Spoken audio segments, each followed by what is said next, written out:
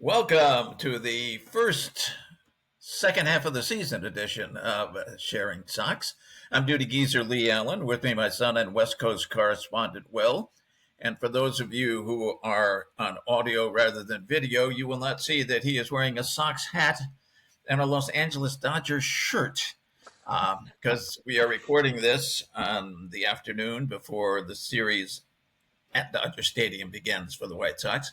And Will did, until very recently, was an employee of the Dodgers who decided just because he's doing two plays that will keep him away for most of the season, they just said he could stay away for the rest of it too. So he's no longer a Dodger employee, but he's a lifelong Sox fan. So that takes precedence. Lifelong Sox fan. Let me clarify. It's laundry day.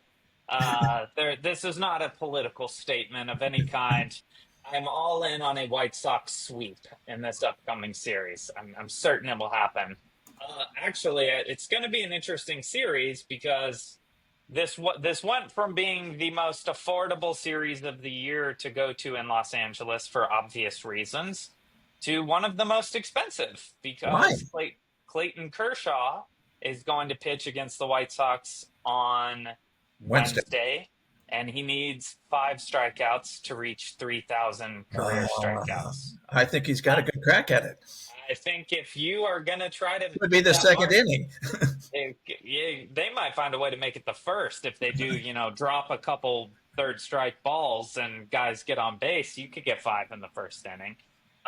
So I think I'm going to attend the game on Thursday, which is the very expensive game because the giveaway is something for the TV anime series One Piece, which the Netflix season 2, they're doing a live action version that had a season 1. They're doing season 2, which stars Southside Sox writer and famous radio call-in guy Rob Coletti. Oh, good for Rob. Yeah, he filmed that in South Africa for a while, and I'm excited to see him in it. And I'm going to try to pick up the giveaway to get to Rob. So I'll hopefully be there on Thursday. I am not anticipating an actual sweep for the Chicago White Sox, though. But we will see Miguel Vargas back in Los Angeles for the first time since the famous photo of him borderline crying, lying on the ground after he was shipped off to the White Sox. And Miguel Vargas, whose trade value is declining by the second. And I am certainly in the trade camp if you can get anything for him. Yes, I know we've had a disagreement on that. And in the last couple of weeks, you've proven the better half of that because he's really gone downhill. What I don't know, and I haven't seen any explanation of, is has he dropped his hands back down again? Or, more likely, has the league figured out, okay, his hands are up now, so he can hit high fastballs. But what about breaking pitches around the knees? That kind of thing. Well, here's I did research on this. So I watched a lot of Miguel tape. I moved my hands to where he moved his hands for my softball semifinals and championship 2 weeks ago. And we won it all for the first time ever against the best teams we've played. And I went, I think, 10 for 10 across the semifinals and the finals. Worked great. I felt like Miguel Vargas in May. Then I went and played the next week in an easier league, and I somehow put up an 0 for 4 night in the softball spot. Now, my defense was elite, so I still had value to my team. But I put up my first 0 for 4 maybe ever.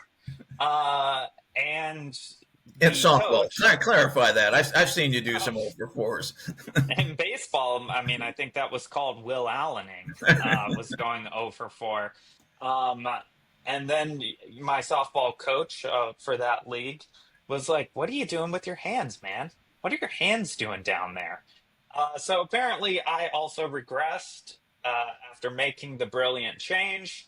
I don't know what's going on with Miguel Vargas. I think the reality of it is we're seeing the actual Miguel Vargas again. So I would say that if you can get anything out of Miguel Vargas, and I think you can, I would just unload him. I truly don't think he's a valuable piece of this rebuild. I don't. And if you can get people to buy high-ish on him right now still, it would have been better to get rid of him in May. But if he can have like a little bit of an upswing here in June, I think you're in July Well, before the I would deadline. say the positive side on him as a player and keeping him is he made the adjustment. They coached him in an adjustment, and he made it work. So if he has to adjust again, the chances are he is coachable and he is changeable and he can make it work. It's quite possible. Yeah, I think that could happen, and I think that going to a winning culture could bring out the best of him. Going to a better coaching staff, going to an organization that's got some sort of commitment to winning, would help. But right now our trade chips. I watched a Tim Kirchin clip this morning that he still believes that Luis Robert Jr. is a valuable trade chip. I don't know why. That's rough. He's not exactly a fool, so I don't like to argue with Tim Kirchin on the eye test, and his eye test on Luis Robert is that this guy is still an elite five tool talent. But now that he has gone, and he said this after Luis went on the IL, so I'm not sure why he's feeling that way. I don't see what you could possibly get in return for Luis Robert Jr. at this point. It would have to be a team that is unbelievably desperate for an outfield glove, which there are a couple out there. But I'm just not seeing anything that's going to bring back any respectable return. Yeah. I can't see it either. What he's got going, elite center fielder, he's still that. Sure. Elite base runner. He has become that. He wasn't that for all those years that he was on base a lot, but this year he's really learned how to steal bases. Yeah, 22 stolen bases so far, which is certainly, that's And an high up in the league. excellent short side of a platoon. He creams lefties. I mean, I didn't look it up before this, but I think his OPS against lefties is in the high 800s. Against righties, it barely exists. Well, that makes sense. It's interesting to me that lefties don't just come up and throw him nothing but changeups, because his problem is he can't see a ball breaking away from him. He can't hit a ball breaking away from him. Why would you ever, if you're a lefty, throw him a fastball or a slider or a curve, something that's breaking toward him, which he'll smash? But I don't want to give hints to the other teams. We could have him around for a while. Yeah, I'm a little surprised about the changeup thing too. It's possible it's just not the same kind of effective break. You would need a pretty elite changeup, I think, for that to matter a ton. But you're right. It's strange that people aren't doing that. And the big issue with Luis too is this guy he's a beast of a man. Like, he is a big, strong guy, and 8 home runs in 249 at bats. And the ones he hits are 460 feet. Yeah. But he almost never hits them. He never squares the ball up. Tells you he's just not barreling the ball. His on-base percentage is 270, 88 strikeouts to match his jersey number, to only 29 walks. I mean, it's just a major gamble to go after Luis Robert right now. And I don't see anybody really doing it. It could become a famously bad trade if you give away something good. So I just don't see anyone giving away something good for him. Yeah, I don't think they'll get good prospect or prospects for him. I think at this point, I mean, Getz has already screwed it up so much. Each time that they had the opportunity, they didn't take it. I mean, if they'd had the foresight at the end, which I don't blame them for, at the end of 2023, they could have gotten somebody's entire starting lineup. But yeah, and they who knew at that point? At mid 2024, they should have gone, because at that point, other teams are thinking, well, he's just had a bad couple of months. Now had a bad year and a half, and that It really shows. Plus, they And can it's look. not They, it's not just a bad year and a half. It's not like a slump year and a oh, half. It's like it's a you can't play, you can't hit it's major the league pitching. bottom of the major leagues, and the eye test doesn't work either. Not just the stats. The eye test doesn't work. You see him up there flailing at every breaking pitch that a right-hander throws. Unless somebody just flat out hangs the slider, he's not doing anything with it. Yeah, that. But I think if they can get anything, and we're talking an 18-year-old in the Dominican League, uh, you get it because at the end of the year, first of all, Jerry has to pay the salary for the rest of the year and the buyout, which Right. he's not going to do. And at the end of the year, they're going to DFA him. They're not going Right. to take a $20 million option. So they'll get Yeah. absolutely nothing at that point. Well, if you get a nice bucket of batting practice balls, Which you of do it. course the other teams know as well. The Oh, other sure, teams know, like, sure. well, we've got you where we want you. So we can give up, we can give you someone with a heartbeat, but we don't have to have anyone with much more than that in order to get Luis Robert right now if you want him. But if you can get anybody, just take him, just take him, see what Particularly happens. because most of the talk now is talking about eating salary. If you don't have to eat much of any salary, then yeah, it becomes a salary dump, and you do it. I'm sorry, and we've both been fans of Luis for years, but for whatever, and he's not even 30. What is he? 28? Oh, he's still young, which You know, is good, but there's a lot in question about his yeah. Now, not speaking of, only the slump, but the off the field intangibles as well, yeah, just the constant injuries and so forth as work well. ethic, and Yeah. yeah, Speaking of eating salary now, Andrew Benintendi is clear up to a 105 OPS plus. He's hitting quite well. He's hitting the clutch pretty often. He still cannot catch a baseball if you just drop it into its mitt. Um, Maybe, and of course that's a lot more cost to it. The other team picks up Luis. They got the rest of this year's salary plus $2 million for the buyout. They pick up Benintendi. They got the rest of this year's salary plus 30 million. yeah, 30 million plus. and he still has the on base percentage below 300, which is really not Really bad. Yeah. Particularly for really not good. particularly for a corner outfielder. I mean, Luis is an elite center fielder. Benintendi is a horrible left fielder. You have to 105 is not a good OPS plus for a left fielder, particularly when it was not good. No, no, I mean left fielder is where you put the bat who can't field. Actually, And if I'm that's what talking you to the do. White Sox and I want an outfielder, and more specifically a left-handed hitting outfielder, I want Mike Tauchman.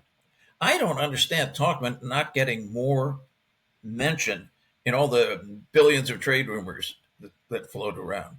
The guy's I got a agree. 137 OPS plus. He's got 0.8 WAR, which is less than what it should be. One WAR right now at midseason would be major league equivalent, but he was hurt for a lot of that. He didn't play a lot of it. Uh, he's been really good. He's a good defender. He's no Luis Robert Jr., but he's a good defender, and he can even play center if he has to. And he can certainly Doesn't strike out at a crazy rate or anything not. like that. And he's cheap. He's almost free. I think it's He's 1.95 free. million. It's Yeah, just under that's 2 free. million. And Yeah. he's a rental. You don't have to worry about the future. Yeah, I think ultimately they'll get offers for Tauchman. Power is everything, and he isn't showing a ton of it. I think he's got 4 home runs and 115 or so at bats. That's going to be a concern for a corner outfielder. People, as Greg Maddux and Tom Glavine said in that old Sports Center commercial, chicks dig the long ball. And he's definitely not producing the long ball at too exciting of a rate. That being said, you're hitting 281 in the major leagues with a 371 on base percentage. That's a guy that arguably is a major league starter, and there are going to be teams that just need a guy who can handle a corner outfield position, which he totally can, and can get on base. And, to quote another thing. What does he do? He gets on base and quote Moneyball. And I think that that's a guy worth looking at.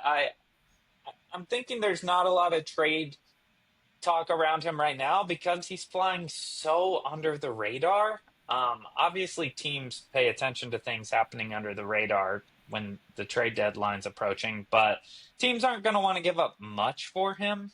But if the next 3 weeks are good to Mike Tauchman, then I think there's definitely a chance that his name will come up more and more as we get closer to the deadline. I do think he's a valuable guy. The other case where that has to happen is Adrian Hauser. He's been Right. phenomenal. Yeah. Hauser is a shocking scenario. And I would say quite valuable, actually. I mean, a Every 190 team, ERA. only limited teams need a corner outfielder that bats left-handed. Everybody needs a starting pitcher. Yeah. Everybody, and if they don't need him today, they'll need him next week when one of their guys goes down. The sample size is small. But he's only started 7 games, and 6 of those have been quality starts. And that, even let's say that percentage drops down to 50% or something like that, that's still a starting pitcher that teams desperately need to get through the second half of the season. I mean, and it won't cost you too much, and his numbers are great. He's not striking out 1 per inning, but he's striking guys out at an okay rate. His FIP is quite a bit worse. I mean, his ERA is 190, which is absolutely phenomenal. But even though his FIP is much higher, it's 3.23. That's pretty damn good. Yeah, and he's already at 2.1 WAR as a pitcher. After 7 games, that's not too bad. That's all-star level. That's all-star level. But he technically, in those 7 games, has been pitching at an all-star level. That's true. I mean, you can't argue it. Those numbers, if he was someone who had started this whole season and his numbers look like that, he is representing the White Sox on the all-star team. There's no doubt about it. So I agree. I think he's an awesome candidate, and I do think he will go. I think there's 100% chance he will go. Yeah, I do too. I think also some relievers will probably go. Mike Vasil would be, I'd be pretty sure of. Vasil's got a huge, and this, of course, the teams have much better data than we do. He's got a huge differentiation between a 2.73 ERA and a 4.70 FIP. But still, he's not just a reliever. He went 5+ innings the other day as a spot starter, which means teams need, particularly going into the second half of the season where their starters are wearing down even more, they need the guy who can go 3 innings. That's always been the cheapest guy is the long reliever. But now teams really need the long reliever because the starters don't go more than 5. So he has a value, a definite value. So I think he's gone for sure. Steve Wilson has been, he's got a 2.43 ERA plus. That's ridiculous. That's Derek Scuball territory that you're getting into there.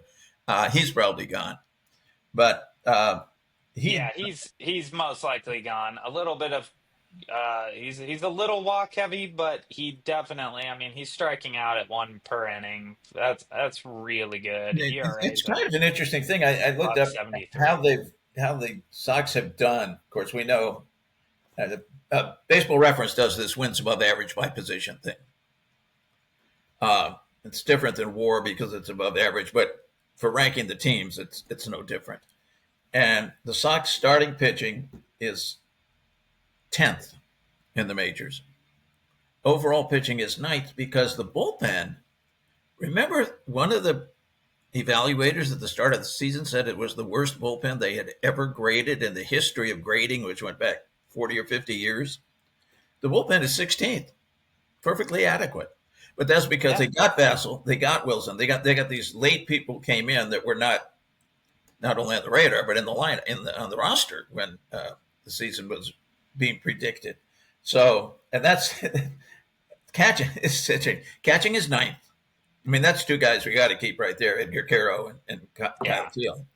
Uh, which incidentally means they could have a catcher to trade because Corey Lee, he's not going to be anybody's starter, but he's a very viable backup catcher, and that's a valuable position to have. Yeah. Everybody needs that. Everybody needs that. And there's not So a the lot of good backup catching is catchers out ninth there. out of the 30 teams. No other position is higher than, and this is not an individual in that position, just by the position, all the people that played short or left or whatever. No other position is higher than 25th. Wow. Which is why in today's rankings of the Athletic, they're 29th, and yesterday's rankings by ESPN, they're 29th. And every ranking all season, they've been 29th. Thank you, Colorado. Thank you, Colorado. On that note, we should take our break. And when we'll come back, we'll try to find some more of the good that's happening and look at what the White Sox have moving forward with the All-Star break coming up. So hang in there. We'll be right back on Sharing Sox. Welcome back to Sharing Sox. We ended the first half discussing our 29th ranked Chicago White Sox. Thank you, Colorado, Colorado is still on pace to shatter the record. The White Sox, yeah, they're a little closer now. We're getting into the territory of can they possibly be that bad? Whereas a month ago it was yes, they can. And White Sox get to play them 3 games this coming weekend to help them out, which is the most exciting series of the year, if you ask me, because it will be really interesting if Colorado can pull off some. The White Sox could earn themselves 30th place if that series does not go well. They could go back down there. But let's talk about some of the good.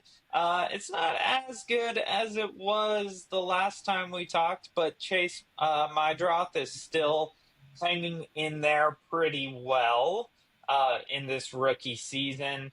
Guy hits for no power whatsoever, but still rocking a 265 average, 352 on base. And which is terrific. If you haven't seen it, have you seen the slide from this week? I watched it. I was watching the game, and so I watched the screaming and yelling by our illustrious TV crew about what a brilliant move it was. That the more I think about it, and certainly I'm a Stoney fan, and if he interprets something that way, then I'm not going to argue with him, but I'll argue with Striffen all day. The more I think about it, the more I envision that, I'm not sure if it was brilliance or a certain amount of good fortune. It was a really cool play, really cool. The biggest part of the play was the shortstop's stupidity and not just reaching out and tagging him, just putting his glove down and picking him back up. He's falling backwards. Yeah. You can reach out and put the glove on the foot. I think it's a combination of both. I mean, you're dead to rights, so you've got 2 options, which are get out or get creative, and I think it's an intentional move. And I'm sure that when he did that move, he was expecting the guy to just reach out and tag his leg, but he didn't. And he snuck it in there. I love that slide. I think that slide. I love a lot of things he does. I mean, I certainly hope that Chase Meidroth is around for a long time. He's a keeper. And if he's playing second base instead of shortstop, we still have no idea who's going to play shortstop forever and ever. Although Colson Montgomery's hitting better. I'm not sure he's fielding better. But at any rate, Meidroth's a keeper. I think Meidroth's a keeper. The catchers are keepers. We can disagree on Vargas being a keeper. That could come or go. Sosa, Lenine, he has his days, but he's a 90. He's a terrible defender, and he has a 95 OPS plus, which means he's below average, which is fine for a middle infielder if you're a good middle infielder. But if you're a terrible middle infielder, it's not real swell. Also, a second baseman who has 58 strikeouts, only 7 walks, and 1 stolen base is unacceptable.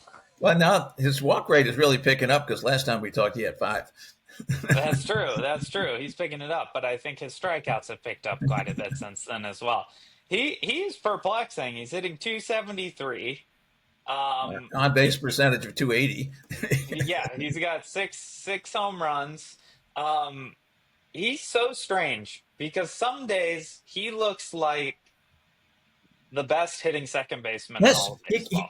and he comes to the plate like he's the best hitting second baseman in all time. He strides up there like, you want to throw it in here so I can hit it. I mean, it's the opposite of Luis Robert. He, And I he mean, he's he's clearly a good hitting second baseman. He he's is up hitting the he's up there to ball. clobber the ball. Then some days he's not. Uh, but it depends on the pitching. I'm sure. A really good pitcher will just that's the way it goes.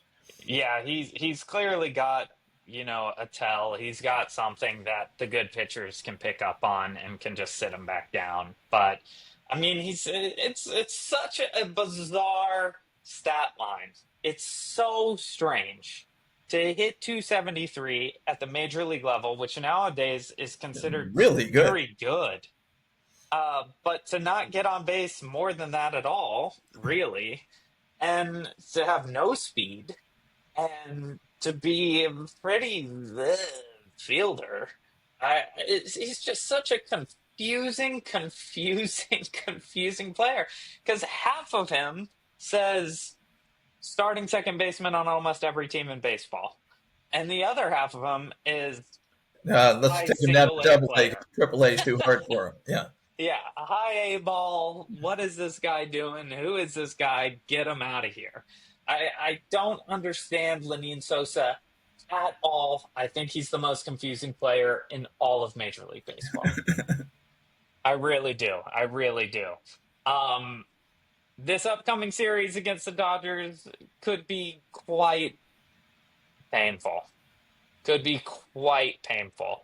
I think we're gonna learn a lot about how close any of these guys are to actually playing Major League Baseball. There's gonna be a massive crowd. The White Sox don't play in front of 50,000 people very often. Yeah, this past weekend, though, they had big crowds. But Friday night, they had Florida concert. So, Flow Rida, but I love Florida, that. I'm sorry. I'm an old person. Florida concert. So they had 29,000 for that one. So that's a pretty full house. For some reason, 20,000 of each of the other two games. I don't know if they had big giveaways or what it was because the Well, Giants aren't they're a gonna draw. get at least 50,000 on Wednesday, and it's looking like they're gonna hit 50,000 again on Thursday. So they're gonna be playing on a big stage. They're gonna be facing some big dogs. They're gonna get Clayton Kershaw while he's trying to break a record. Um, all of my Dodger friends here were like, "You're coming Wednesday, right?" And I was like, "You have to keep in mind that." When I was working for the Dodgers, Clayton Kershaw's playoff ERA was 162, and he barely pitched otherwise. So no, I do not have the romantic relationship with Clayton Kershaw that everyone has. I was like, I don't care if he gets this record at all. I'm not a big fan of the guy whatsoever. Of course, I respect he's the best left-handed pitcher of my lifetime. But yeah, it'll be interesting to see what happens. And then, I think I said on the last podcast that Chase Mydroth was looking at potentially being an all-star selection, and I think we can put that to rest officially. Yeah, probably right now still Shane Smith would be the White Sox representative. I think it's going to only be Shane Smith, and I think Shane Smith's holding on. Yeah, but we'll find out. When they say we're recording this before the first game, and tonight Shane Smith against Yamamoto. So that would be an interesting face down, face up, face down, face off. Well, I think I know how one of those things is going to go. And I have a feeling that the White Sox are going to get embarrassed by Yamamoto, who has not been good in the last month. No, it's been terrible. But I think this is exactly the team he needs to face at home to get it back in order. And I hope Shane Smith does well. I mean, this is a big showcase for him. I mean, he is going to face all of the big dogs against the Dodgers tonight, and I hope it goes well. I think we'll learn a lot about him. After the Dodgers, they have this Rocky series, which is, of course, the most exciting series of the entire year, as we mentioned. Then they're going to face Toronto, who is looking pretty good, and they're going to face Cleveland 4 times before they head into the All-Star break. So it's kind of a tough ending, with the exception of Colorado, although where the stakes are weirdly high because no one wants to lose to Colorado. I feel like every game against Colorado is a World Series game right now because nobody wants to lose. You don't want to leave a series with Colorado not having swept Colorado. And most teams have been able to pull it off, but some haven't. Looking at you, Miami. But yeah, it's going to be tough. There's no end in sight before the All-Star break of the White Sox kind of staying pathetic. I think. Well, right now they are exactly 330. Well, can't be exactly 333. Exactly 1/3 of their games have been won. The 28 and 56. Before we started the season, my prediction, and I recall it very clearly, I'll forget it if it turns out to be wrong later on, but right now it's looking good, was that they would win precisely 1/3 of their games. They go 54 and 108. So I am on pace for brilliance.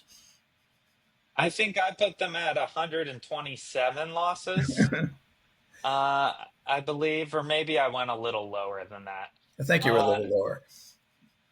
I am going to say that they are going to lose 122 games. Wow. And the reason for that is the guys that they give up. They're going to have to give up the decent guys, and then the young guys that they keep, the pitchers, they're going to run out of gas. And the position players, the good teams are just going to scout them more. They're going to scout them more as they face teams that desperately need to win games later in the season. I think they're going to find those weaknesses. I think the White Sox are going to have a dreadful losing streak in August. I think just an absolutely terrible losing streak in August. I hope it doesn't happen. I'm going to be in Chicago in August, and I'm going to hopefully be able to catch a game or two. But they're going to face some tough teams in August, some teams that really, really need to win games. The entire month of August is going to be teams that are trying to stay in contention and hang in there. Kansas City might have thrown in the towel a little bit at that point, but Seattle, Cleveland, Detroit, Atlanta, Minnesota, New York, and then in September you hit Tampa. These are just not teams you want to be playing. These are teams that have a lot on the line in the second half of the season and are going to come at the White Sox really, really hard. They're going to view the White Sox as must-win series, and I don't blame them for that. I think they're going to have a violent skid in October. You mean August? Might, in August. Yeah, in October, I think they're going to. I don't think they have to worry about losing a single game in October. Yeah, I think unless they play October 1st or 2nd, then in the regular season, still, then they don't need to worry about winning in October at all. Yeah, so that's about all the time we have for this week. Do you have any additional thoughts before we sign off? No, I've used about all the thoughts I've gotten. Yeah, I wish we could be sitting here saying that Pope Leo has pulled off the miracle, but I think he's saving it. There's been a little better post-Leo than pre-Leo, but not measurably, really. Yeah, we got a little taste. There was a little moment right away where it was like, maybe. It's another one thing I should point out, because among other places your mother and I were during the month of June was Ireland, which is really, really Catholic country. And not once did I see a White Sox hat, a White Sox shirt, or anything else that would indicate that the Pope has influenced the baseball fandom of a single Irish person. That's heartbreaking. It is. I really thought we'd get Go Chicago boy, and it doesn't work in Ireland. I know. That's too bad. But there's still time. He's still a new Pope. And we'll be able to convert Ireland to the White Sox before you know it. Well, thanks so much for listening. That is all the time we have for this week. We will catch you next time right here on Sharing Sox.